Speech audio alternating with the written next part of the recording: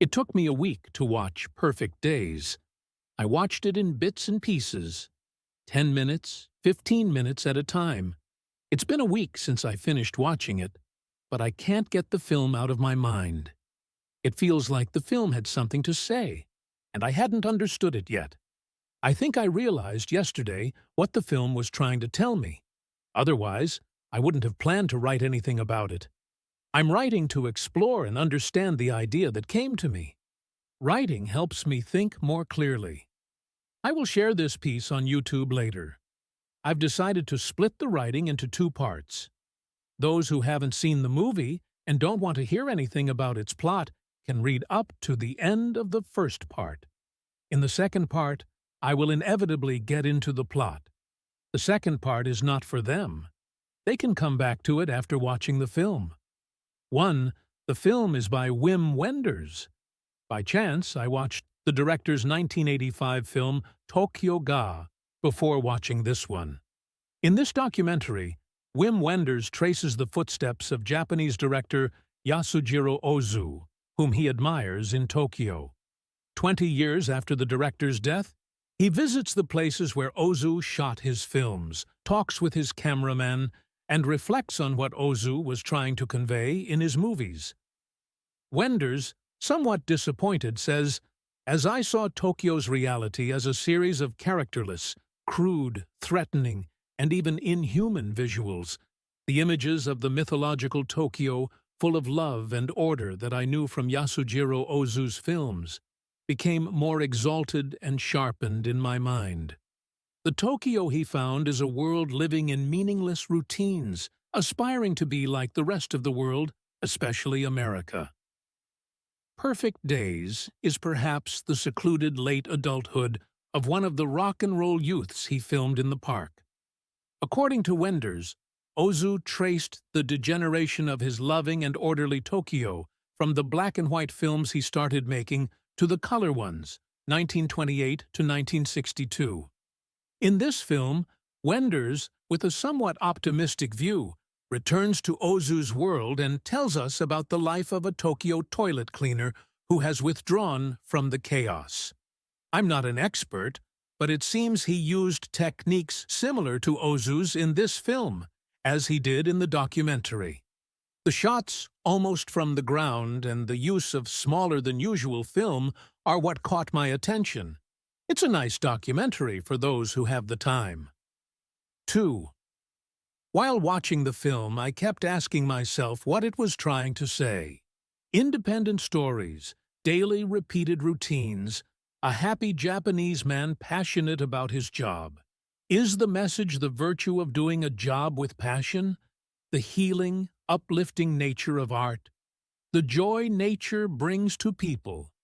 None of these had a meaning that spanned the entire film. The first disturbing, noteworthy thing in the film was Hirayama listening to American songs from the 70s in his car.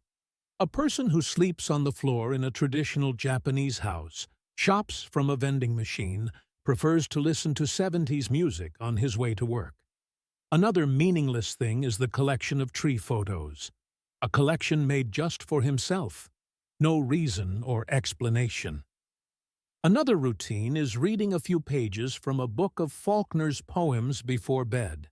Perhaps the director thought this much admiration for the West was too much, and had Hirayama buy a Japanese author's book from among the cheap $1 books after Faulkner. Then we understand that intellectualism is not our concern either. We just want to read something good and cheap as part of our nightly routine, like the beat music listened to in the car. The pinnacle of the scenes that startled me was the Japanese bar hostess in a kimono singing "The Animal's House of the Rising Sun." Good films, poems, and novels have something to say to their audience. Everyone understands something in their own way. What I've shared here is my understanding. I don't always look for meaning in films, nor do I watch every film asking what it's trying to convey. But in this film, Wim Wenders continuously pushed me to seek meaning with such scenes. From the abundance of comments on YouTube, I understand that many people were affected in the same way. I haven't watched any of them yet to avoid being influenced. Asterisk, asterisk. There's a deeper issue here than the popular culture's mantra of stay in the moment, enjoy life. In the end, we have a happy Japanese man who, for whatever reason, finds happiness in a universe of routines he created in seclusion. I think the film's brilliance lies in this. How can one find happiness in a universe of routines? I believe it's only possible with a lack of expectations. Otherwise, this routine turns into defeat, suffering. So how can one achieve such a lack of expectations or aimlessness? Or is this even possible? Especially when, for many people, lack of expectations is akin to exhaustion.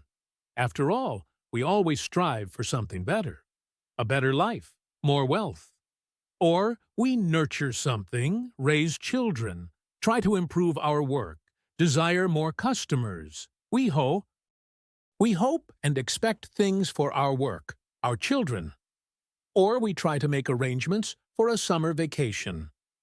The path to happiness in routine is lack of expectations, which is truly a mythological concept because we associate lack of expectations with defeat and exhaustion.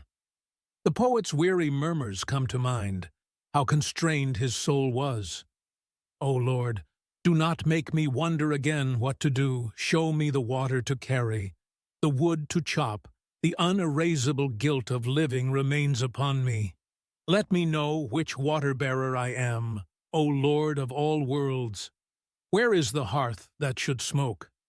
What we who think we will be bored by the repetition of routine miss is the security that routine provides. Tomorrow, the next day, that tree will always be there. The sky will always be above us every morning.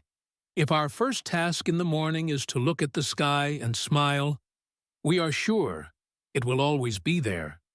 If our routine is to listen to 70s music on the way to work, that is always accessible, like reading a few pages before bed. But there is something else. Pleasure is something that depletes for us. Like the difference between the pleasure taken from the first slice of cake and the last slice.